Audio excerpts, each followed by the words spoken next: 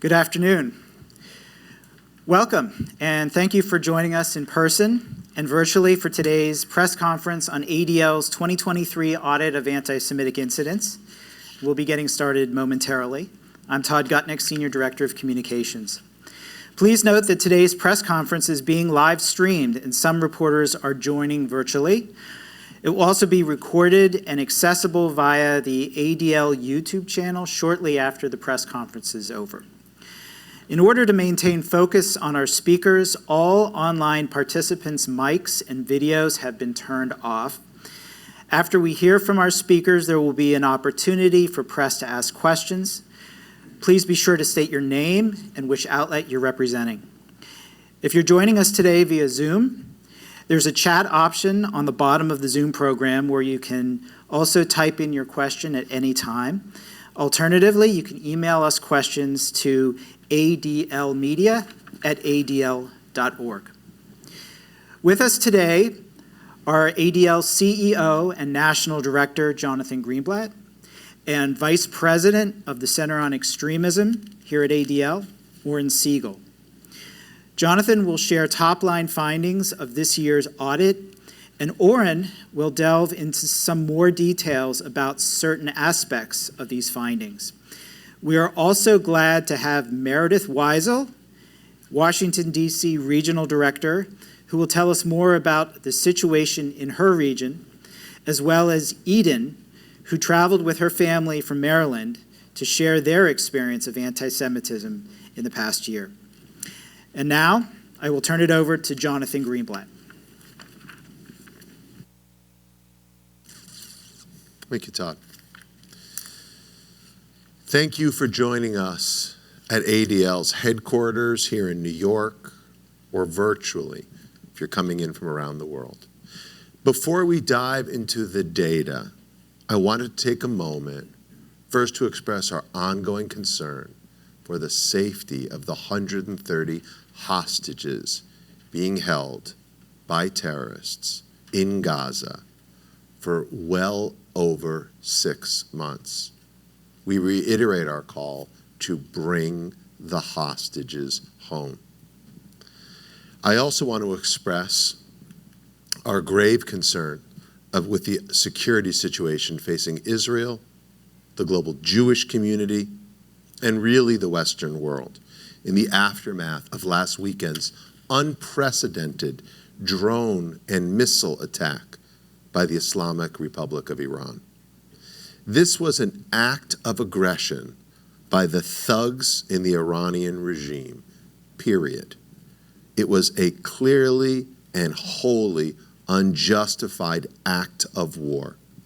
It's further proof of the regime's long-held and hate-filled desire not just to eradicate the Jewish state, but to kill as many Jews as possible. Again, not just in Israel, but around the world. It's the sad reality. The attack on Saturday night may have been novel, but there is nothing new about this. From the seizure of the U.S. Embassy in Tehran in 1979, to the bombing of the Israeli Embassy in Buenos Aires in 1992, to the attack on the Khobar Towers in Saudi Arabia in 1996, to the bombing of an Israeli tourist bus in Bulgaria in 2012, to countless plots to kidnap and kill Iranian journalists and dissidents in America and Europe over the past 4 decades. And so the record is clear. The Islamic Republic of Iran is the world's leading state sponsor of terrorism. Their primary exports are not commodities or goods, but raw anti-Semitism, Holocaust denial, and global conflict. As we saw these attacks were happening on Saturday night, it wasn't surprising that we saw anti-Semites voicing their support for Iran, particularly online, but it was sickening to see it happen here in the U.S., in places like Chicago and other cities across the country. And in the coming days, ADL will be on the lookout for any anti-Semitic incidents that are instigated by the Iranian attack, because it's something we've been doing for 45 years. And we are here today to talk about the tally of anti-Semitic incidents over the past year. And let me tell you, the data that we're going to share is staggering. 2023 was not only the worst year for anti-Semitic incidents since ADL began recording this information. The sum total more than doubled over 2022. Simply put, anti-Semitism in America is a national emergency. Just look at the numbers. There were 8,873 verified anti-Jewish incidents reported across the country last year. That's a year-over-year increase of an appalling 140%. Stepping back further, it's a 321% increase from just 5 years ago, including record high numbers in 4 of those 5 years, 2019, 2021, 2022, and now 2023. And a mind-boggling 873% increase from 10 years ago. Again, nearly a 900% surge in a decade. Again, 8,873 incidents. That's an average of more than 24 acts of hate per day, or more than 1 incident on average every hour of every day last year. It's astounding. The angry mob that protested a falafel restaurant in Philadelphia, that was just one of more than 400 businesses that were targeted last year by mobs of seething bigots and ugly racists. The blood-red handprints defacing a New York public library building just because it bore the name of a prominent New Yorker, a so-called Zionist donor. That's one of more than 2,000 acts of vandalism, a 69% increase over 2022. The 1,009 bomb threats terrorizing synagogues and other Jewish institutions, that's the highest number ever recorded and an increase of over 1,000% from the previous year. 1,000%.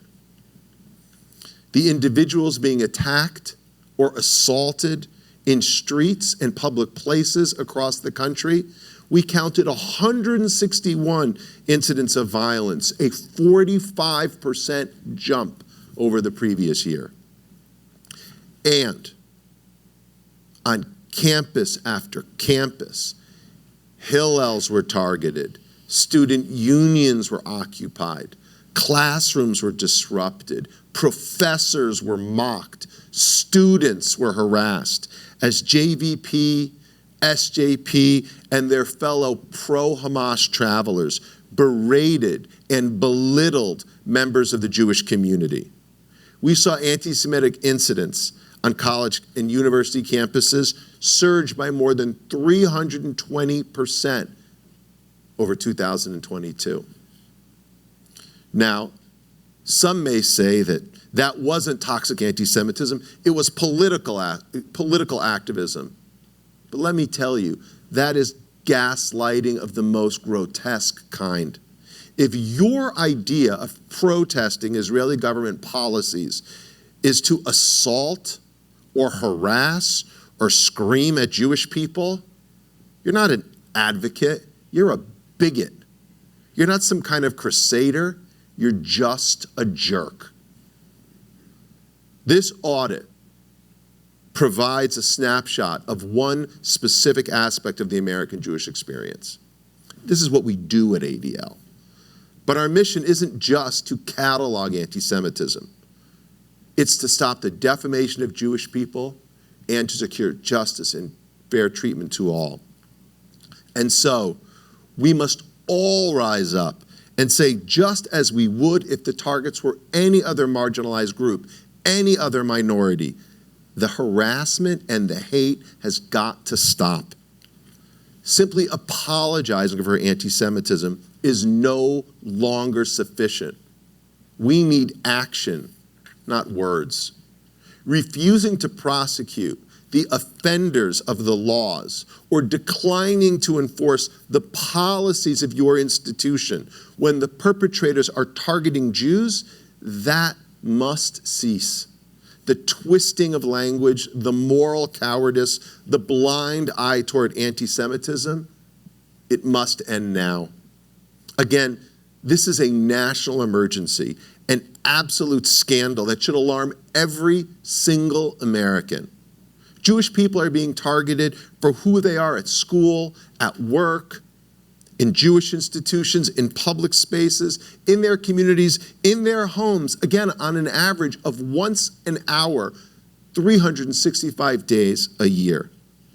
It is not normal. This is not the America where any of us grew up, and no one should accept it. No one. And so for this reason, we demand immediate action from every sector of society, starting with every state in the union.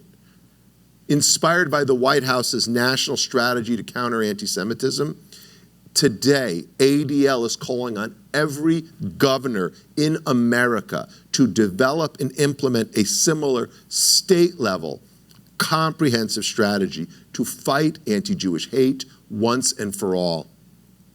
And we're coordinating a campaign to demand just that. We're calling it 50 States Against Hate. We want to flood state houses with emails, with delegations, and with Americans, so governors and state legislators know that now is the time to act. The situation can no longer be tolerated or ignored or just explained away. Now, one last thing I want to reiterate.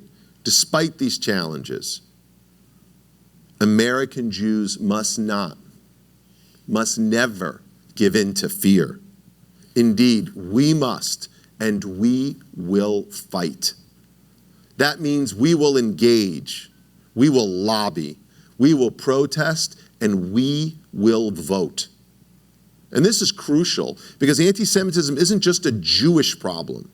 It's a threat to all that we hold dear as Americans. Anti-Semitism is a symptom of something much, much deeper, a sort of conspiratorial madness that poisons the mind and seizes institutions and ultimately has the destructive capacity to overtake everything. And so reversing this trend and resisting the extremism that drives it, it's not just about saving us. It's about preserving our democracy. It's about saving America itself. Let me make one final point, especially to the members of the Jewish community. I've spoken to so many of you in the past year, especially in the past 6 months since 10/7. I know many of you feel alienated, feel isolated, feel lonely, and are afraid. But remember, it is darkest before the dawn. We have many more allies than enemies. There is more good than evil in this world, and we are the proud heirs of a tradition that was forged in conditions far, far worse. And so we will rally our allies, and we will summon those forces of good, and we will draw from our tradition to fight for our place in society, to ensure our safety and that of our descendants. And we will say, never again, and never is now. Now I'd like to turn it over to my colleague, ADL Vice President Oren Siegel, who leads our Center on Extremism, to drill down on the numbers and provide further insights. Oren?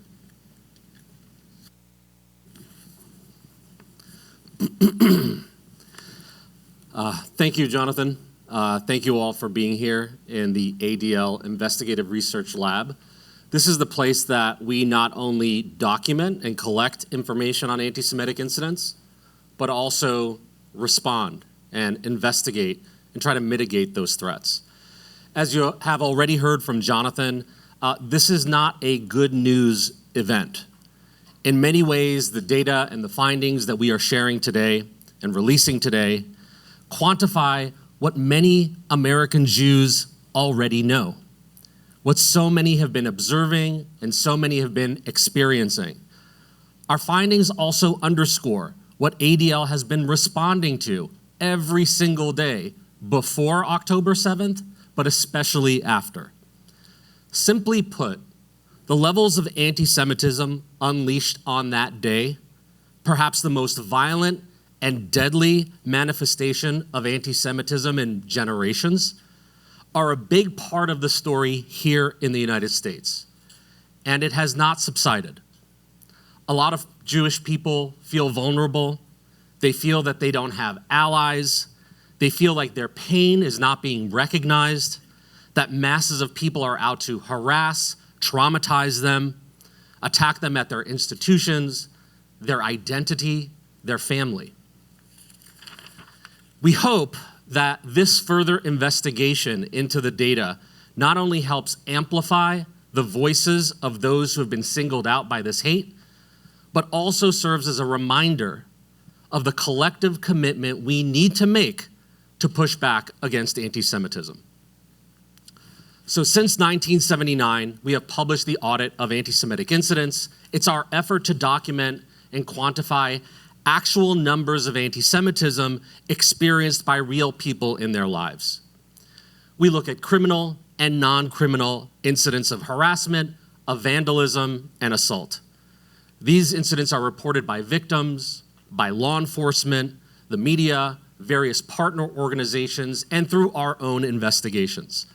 And the audit is not like the FBI's annual hate crime report, which only looks at crimes.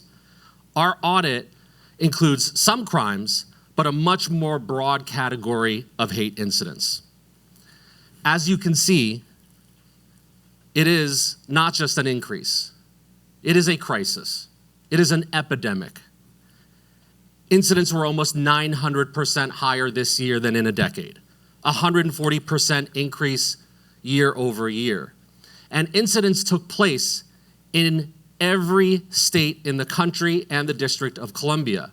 The states with the highest number of incidents were California, New York, New Jersey, Florida, Massachusetts. And those 5 states combined accounted for 48% of the data that we are releasing. On a per capita basis, the state of New Jersey had the highest concentration of anti-Semitic incidents, 92 incidents per 100,000 residents. We've documented increases in all 3 major categories. Anti-Semitic harassment was up 180%. Anti-Semitic vandalism up 69%. Anti-Semitic assault up 45%.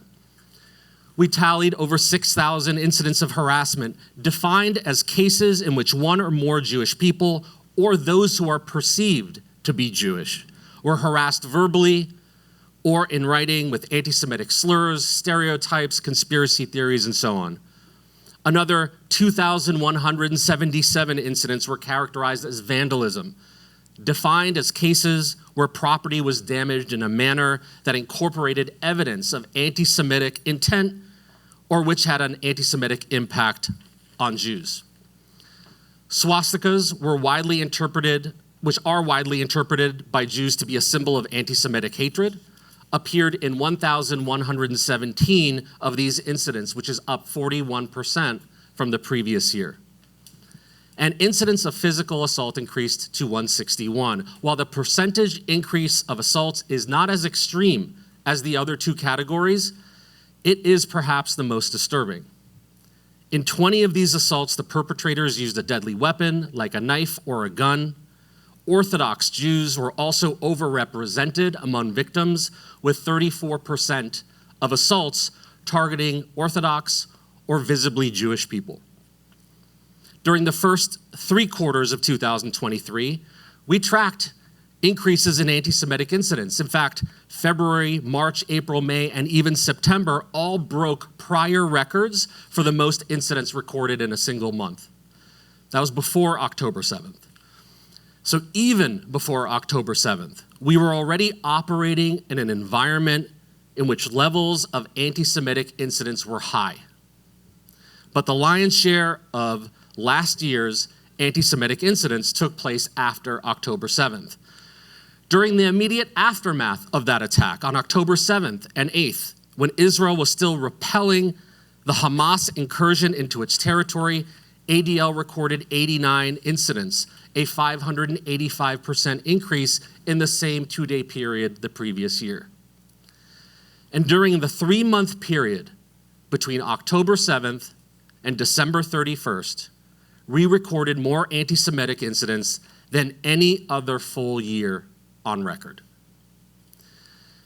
A truth often emerges in the wake of such an attack on the Jewish people.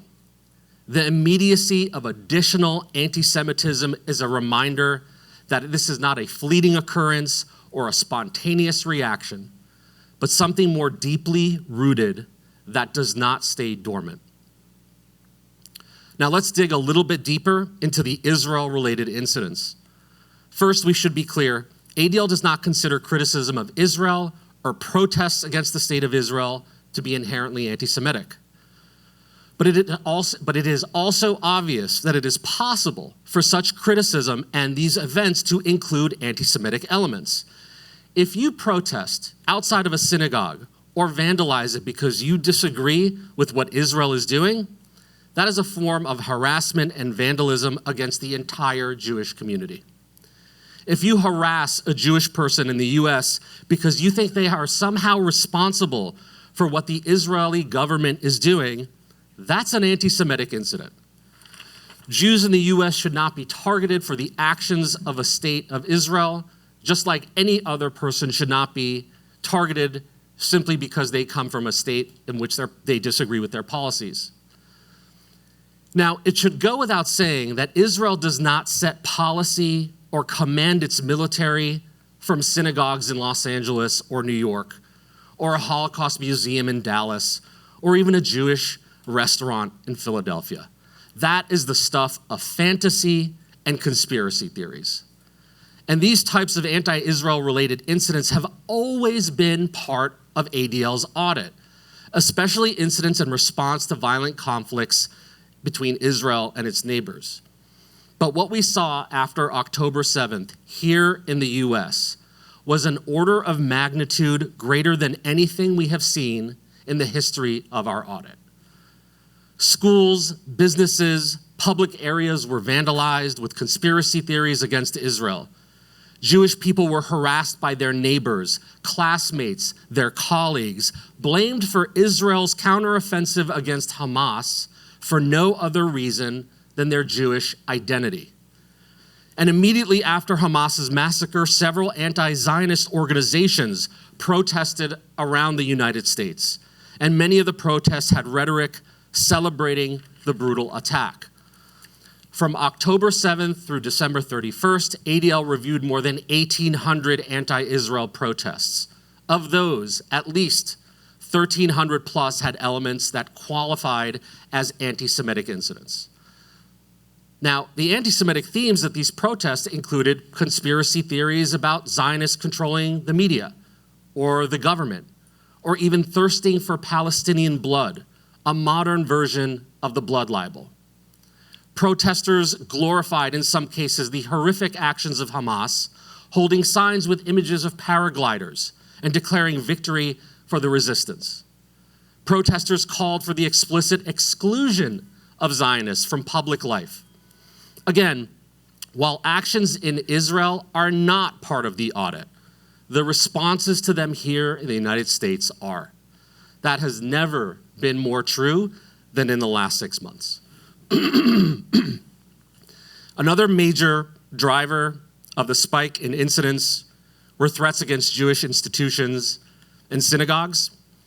We saw the largest anti-Semitic bomb threat spree ever recorded by ADL in 2023, which occurred in December when synagogues received 747 bomb threats. Bomb threats made up over 10% of all incidents of the audit.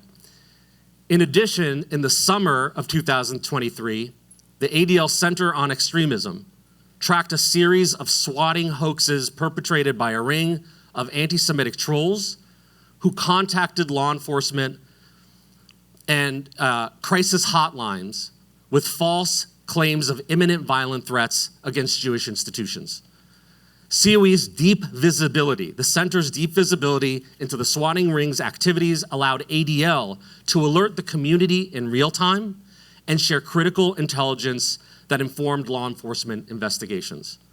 And in December, a juvenile was arrested for their role in swatting, and the FBI released a press release noting ADL's assistance in that investigation.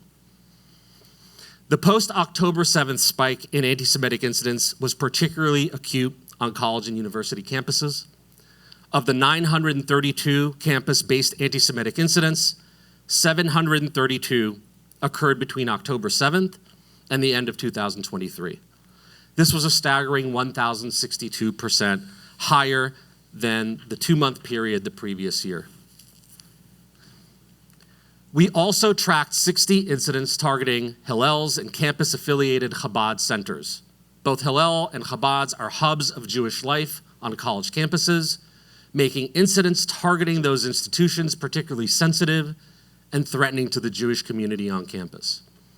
Anti-Zionist activist groups were responsible for convening many of the campus rallies that featured the anti-Semitism we're talking about. And it's fair to say that some anti-Zionist groups and activists feel that their mission is to marginalize and isolate the Jewish people who support Israel from the campuses that they are part of. We documented a 135% increase in non-Jewish K-12 schools. Jewish students experienced anti-Semitic bullying and observed anti-Semitic vandalism on their campuses. On 26 occasions, Jewish students experienced actual assaults. Now, Jewish teachers reached out to us to talk about their experiences with anti-Semitism and harassment that they got from their colleagues, or sometimes from their own students. And given the insidious nature of anti-Semitic bullying, compounded by the fact that many children may not feel empowered to report on their experiences, it is likely that the numbers are actually higher in schools than even what we are reporting. Now, as we're almost going to conclude this portion, I want to note again that one of the most common incidents we track in the public and residential areas are white supremacist propaganda distributions. White supremacists display banners on overpasses and throw bags with propaganda or flyers onto people's lawns. We tracked a massive increase there as well. Now, one white supremacist group was responsible for 427 of these anti-Semitic propaganda incidents. Their materials included phrases like, "No Zionists in government, we serve one nation," or "Jews have no nation." We also recorded 131 incidents nationwide in which public forums, such as city council meetings or school board meetings, were disrupted with anti-Semitic speech. White supremacists and others are using the public comment portion of these events, including those on Zoom, to push their anti-Semitic, anti-Zionist, and white supremacist narratives. Now, all this data, and there is a lot of it, is available on our heat map, which stands for hate, extremism, anti-Semitism, and terrorism. On the heat map on our website, you can explore incidents that have occurred in your area. You can download all the data and perform your own analysis and do your own research. Transparency with our data is important to us, and the heat map is periodically updated throughout the year. We know that data drives policy. Now, it's my pleasure to invite my colleague Meredith Wiesel, up to the podium.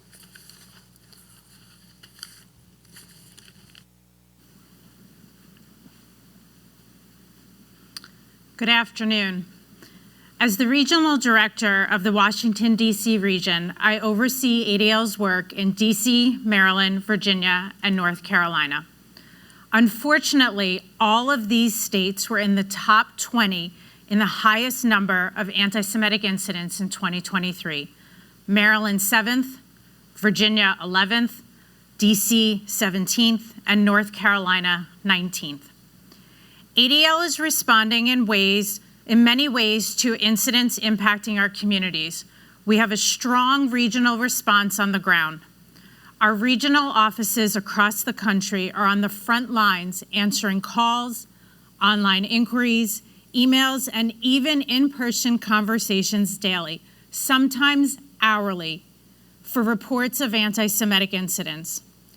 My colleagues and I have incredible teams who are in regular communication with law enforcement, schools, college campuses, our state and local elected officials, and community leaders to make sure each and every incident is responded to.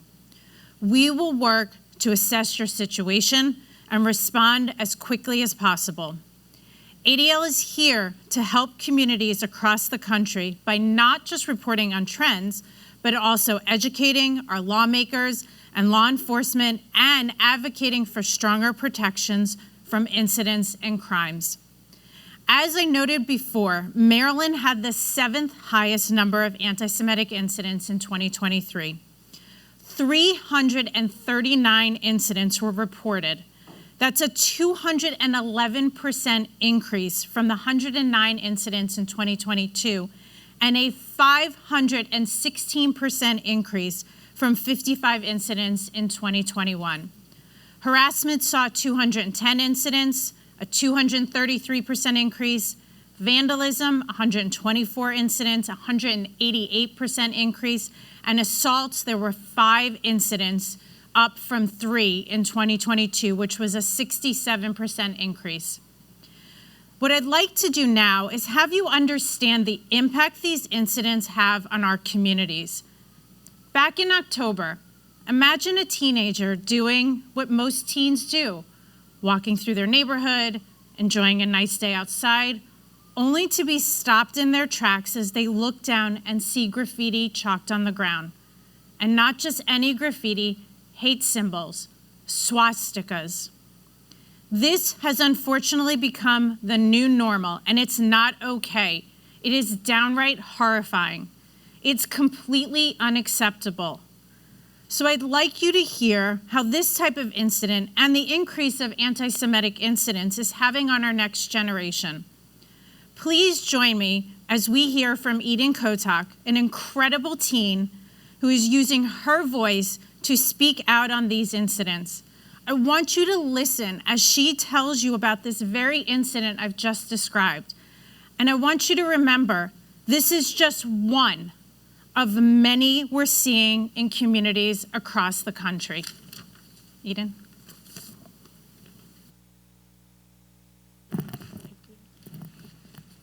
Just a few blocks from my school in Gaithersburg, Maryland, is a really fun and convenient main street and neighborhood town square. My friends and I love to walk there after school, study in Starbucks, go shopping in the clothing stores, or grab a bite to eat, all of which is what we did on a clear, breezy October afternoon and then headed back home. We followed a path that I've walked hundreds of times before, walking and talking and laughing like always, when I spotted ahead of us some drawings in chalk. At first, I thought nothing of it as it was a beautiful day and parents often bring their young children to play outside or decorate the sidewalks with chalk. As we got closer though, I went from cracking a joke to freezing in shock and disappointment. It wasn't some kids' drawings of rainbows or hearts. Instead, colorfully drawn into the pavement of our peaceful town square was a series of swastikas, just days after the deadliest attack on the Jewish people since the Holocaust. And an attack that hit particularly close to home for me, as one of the victims murdered at the Nova Festival was a counselor who I was very close to at the summer camp my sisters and I attend. His killing was justified for one reason, because he was Jewish. I am a great-granddaughter of Holocaust survivors. For as long as I can remember, I've heard their stories of devastation and survival. They weren't easy to hear, but I knew they were important. I'm beyond grateful that I was able to meet my great-grandmother while she was alive, and as I got older and really began to understand the depth and horrors of the Holocaust, I became inspired by her toughness and perseverance. Not just the bravery of her survival, but her and my great-grandfather's immigration to America in search of asylum in a place where they and their future family could live openly and happily Jewish. But it never occurred to me, and I'm sure it didn't to her, that in 2024, her great-grandchildren would face the same hate that she did way back in the 1940s. When I saw those swastikas on such a familiar path on a peaceful day in the middle of my very warm and inclusive community, the only thing that popped into my head was her, my great-grandmother. For the first time, I felt directly connected to how she must have felt when the Nazis first invaded Lithuania, took over her town, and brutally removed Jews from their homes. How disappointed she must have felt as she watched her neighborhood fill with symbols, soldiers, and flags that were outright calling for the murder of her and everyone she loved. How her heart must have dropped as she was forced to watch her family get ripped apart forever. Like the Nazis tried to scare her and her family, I knew that the people who drew the swastikas wanted to scare me and my family. I decided almost immediately that I wouldn't satisfy them with my fear. I wasn't concerned about my safety or well-being, but I was worried. Worried that anti-Jewish hatred would infect the welcoming and warm community that I have grown up in and loved dearly. Worried that this was just the beginning. Worried that I would be forced to be ashamed of who I am. I was shocked and sad, but I decided I wouldn't give in. I would not react in fear or by hiding. I took a picture of the drawings and sent it to my parents, who then shared the photos with ADL and our rabbis, who immediately gathered our community, Jewish and non-Jews, together to wash away the hate. We went back to the exact spot where I took the pictures, and we had a service full of prayers, uplifting songs, and speakers who came and addressed the community. It was beautiful to see how this area that had recently made me feel sad and worried shifted into a loving place full of people who only wanted to support me and each other. Since then, I never stopped posting about Israel on my social media, talking about the hostages whenever I can, mourned lives lost on October 7th and since, and I never stopped being proud of being a Jew. It is important that now, more than ever, we continue to come together to support our Jewish brothers and sisters and to not let anyone silence our voices or put us in hiding. Thank you, and Am Yisrael Chai.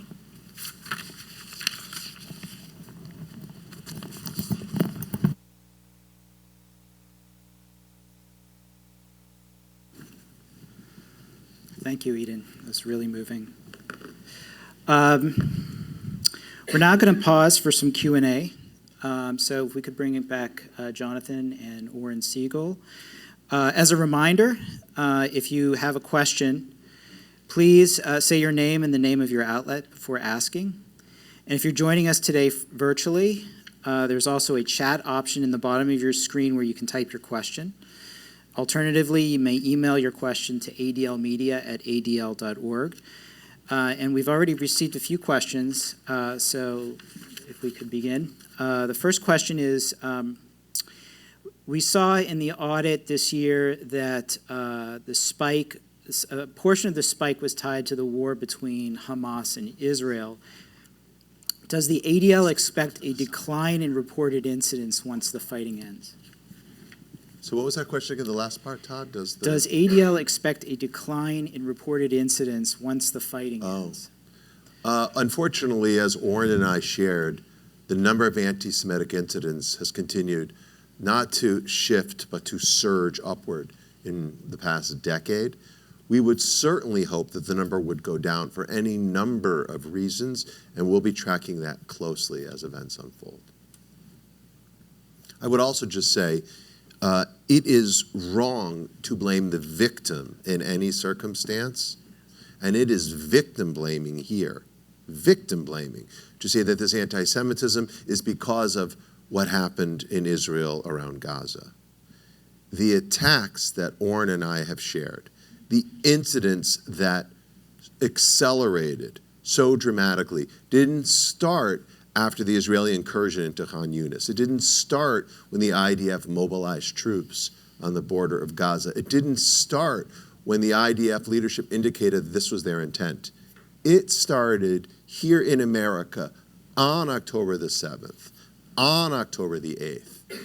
And in fact, the previous year in 2022, when Israel had a coalition government that included Jews and Muslims, right and left, making entreaties and working to engage the Palestinian Authority, anti-Semitism in America reached a record level. So please, don't engage in this silly kind of pantomime that, oh, what Israel does causes anti-Semitism. No, bigotry causes anti-Semitism, and they will use whatever pretext, they will make up whatever excuse to justify their malignant behavior. Can you hear me? We have a second question. What are some examples of anti-Israel activities that would be considered anti-Semitic now, but weren't before the methodology was updated? Right, so, examples of Israel-related anti-Semitism have been part of the audit since the audit was created 45 years ago. What we saw is that context shifts. With any of the work that we do combating anti-Semitism, other forms of bigotry, understanding symbols, phrases, words, the context is the thing that always matters. So, in the past, if there were certain chants at rallies of globalize the Intifada, or from the river to the sea, Palestine would be free, that we would say, in some cases, we're going to include that, as we did in the past, but not necessarily in all. After a massacre of 1,200 people in Israel, on the days after that occurred, when we started hearing those chants, the context of those changed. And we included those expressions in our audit when we heard them at rallies and other places. So that's an example where they were included sometimes in the past, not necessarily all the time, but in the context of the conflict that we are going and seeing now, we include those because of the impact that they have on the Jewish community and how it resonates when our Jewish community is hearing those at those rallies as they're still recovering from the massacre that happened in Israel. Yeah, and I'll just build on what Oren said. I'm sorry, the racists don't get to tell us what racism is, okay? The bigots don't get to tell us or explain what bigotry is. We listen to the victims. We listen to those people who are affected. And in this case, as Oren is saying, when you say Palestine will be free in front of a synagogue, when you vandalize or put up signs that say Free Gaza in front of a Hillel, I'm sorry, again, that's not political expression, that's prejudice, plain and simple. Okay.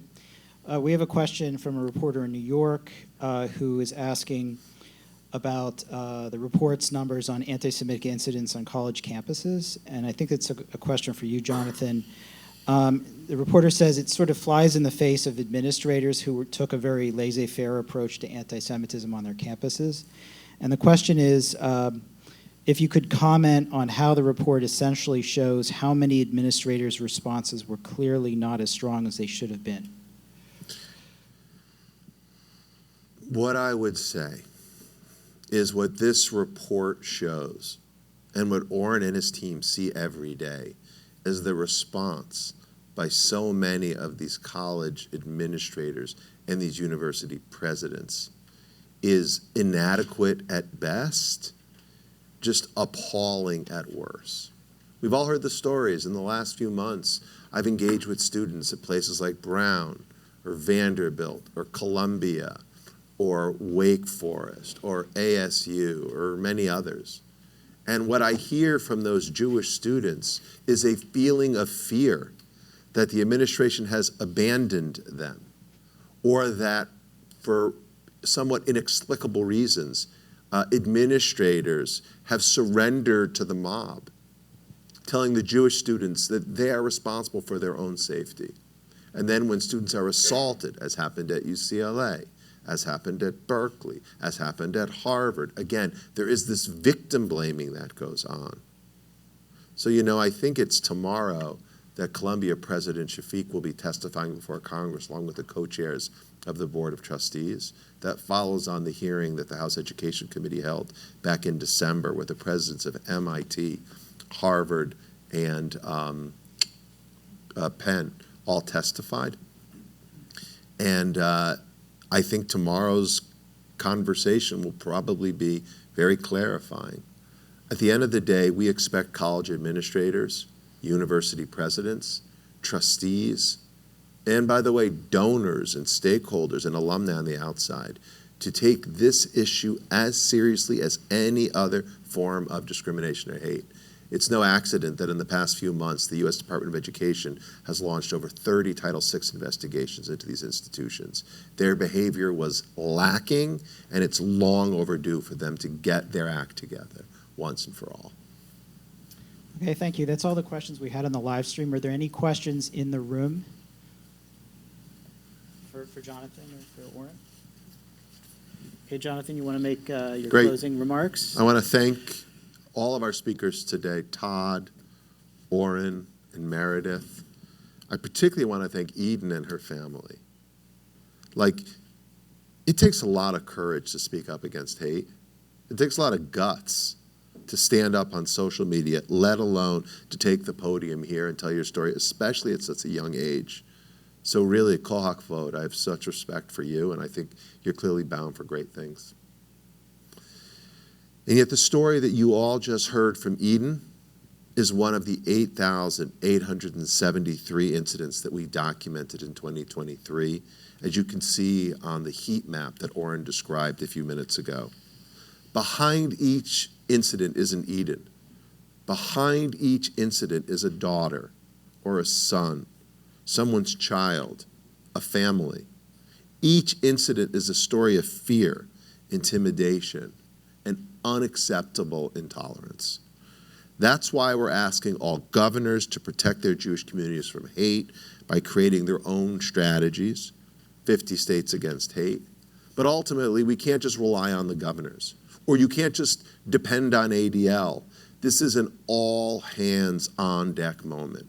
We need elected officials, we need political candidates, we need university presidents, we need community activists, we need business executives, and we need people with the guts that Eden has.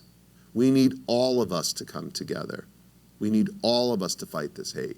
We need all of us to stop this trend once and for all. So for more information, you can go to our website at adl.org. You can read the full audit. You can drill down on the data. You can engage with the heat map and look at more details. And at any time, if you are out there watching, you can report incidents on our website, really, again, at adl.org. Thank you for joining us today. And again, bring the hostages home. Thank you.